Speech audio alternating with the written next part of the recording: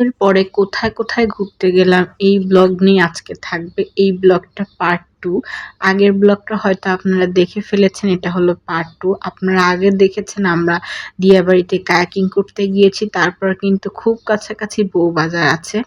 তারপর আমরা ওখান থেকে যেহেতু ওখানে অনেকক্ষণ ছিলাম আমরা কায়াকিং এ, তো একটু ক্ষুধা লেগে গিয়েছে। ভাবলাম বউবাজারে যখন কখনো খাওয়া হয়নি একটু যেয়ে ঘুরে আসি। ওখানে দেখলাম বেশ অনেক কিছু খাওয়া-দাওয়ার পাশাপাশি বাচ্চাদের এবং অনেক কিছুর এন্টারটেইনমেন্ট করার চেষ্টা করেছে। এখানে বিভিন্ন ধরনের খাবারের দোকান পেয়ে যাবেন। এর মধ্যে যেহেতু ভাইরাল শ্বশুরবাড়ির খাবার, আমরা ফার্স্টে ভাবছিলাম ওখান থেকেই খাবো, বাট যেহেতু কুরবানি ঈদে সবসময় গরুর গোস্ত প্লাস সবকিছু হাইপ খাবার খেতে খেতে অ্যাকচুয়ালি আপুর ওইখানে আর ভালো লাগেনি। কারণ বাসায় সবসময় গরু, খাসি এগুলো খেতে খেতে আর সেম বাইরে যেয়ে ওই খাবারগুলো খেতে ভালো লাগে না। তো আমরা ওখানে না বসে অপোজিট একটা দোকানে বসি। তো মোটামুটি আমরা সব দোকানে ঘুরে দেখেছি, বাট এরকম তো ব্লগ করা যায় না। তো সর্বপ্রথমে একটা আইসক্রিম খেয়েছিলাম, তারপরে একটু চটপটি খেয়েছি। অনেস্টলি ট্রু এই দোকানের আমার নাম মনে নাই, তবে ৬০ টাকা দিয়ে এই চটপটিটা অনেক বেশি টেস্ট ছিল, মারাত্মক লেভেলের টেস্ট ছিল। আর যেহেতু আমি একটু ফুচকা চটপটি ইদানিং কম খাওয়ার চেষ্টা করছি, তাও এটা টেস্টের জন্য লোভ সামলাতে পারিনি। তারপর আমরা অত ভারী খাবার খেতে চাইনি, পাশে থেকে একটা ডোসা ছিল মাত্র ১০০ টাকা দিয়ে। আমার আসলে দোকানের নাম মনে নেই, তাহলে মেনশন করে দিতাম, আপনারা ওখানে খেয়ে দিতে পারবেন। এখানে ডাবলি ডাল প্লাস এই টক দইয়ের মিশ্রণের খাবারটা এত টেস্ট হয়েছিল। তো ওই ছিল। এরপরে বাসায় যেয়ে রেস্ট নিয়েছি, আর কোনো ব্লগ করিনি। পরের দিন আমরা গিয়েছি একটু ঢাকার বাইরে।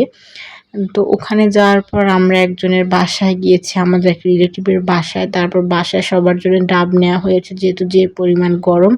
অলরেডি আমরা তাদের বাসায় এসে গিয়েছি। আমরা যারা ঢাকায় থাকি বিল্ডিং বাড়িতে, এখন যদি নিজের কোনো জায়গাটা এরকম একটু একতলা সুন্দর বাড়ি দেখি তাহলে কিন্তু ভালোই হয়। তো আমরা গেস্টদের বাসায় একটু বসে রেস্ট নিচ্ছিলাম, খাওয়া-দাওয়া করলাম। যেহেতু ক্যামেরায় অনেকে আসতে চায় না, আর আমিও অনেকের প্রাইভেসির জন্য নিয়ে আসি না। এই তো জায়গাটা বেশ সুন্দর লেগেছে। আমরা এটা ঈদের ৪র্থ দিন ঘুরতে এসেছি। এরপরে তো সবকিছু আবার বিজি হয়ে যাব। এটাই আরকি হয়তো এবার ২০২৬ সালে কুরবানি ঈদের পরে ঘোরা আরকি। দেখেন জায়গাটা কি সুন্দর, গাছগাছালি ঘেরা, মনে হয় একটা গ্রামে চলে এসেছি, এত বেশি ভালো লেগেছে। আর আমার মতো কে অলস আছেন বলেন তো? আজকে প্রায় ঈদের ১০ থেকে ১২ দিন যাচ্ছে। আমি মাত্র এডিট করে ঈদের পরে কোথায় ঘুরতে গেলাম আপনাদের সাথে ব্লগে শেয়ার করছি। আমি কেন জানি এডিট করতে আমার খুবই আলসেমি লাগে, বাট ওইদিন এত গরম ছিল। সবচেয়ে বেশি ডিসঅ্যাপয়েন্টিং পয়েন্ট এটা ছিল।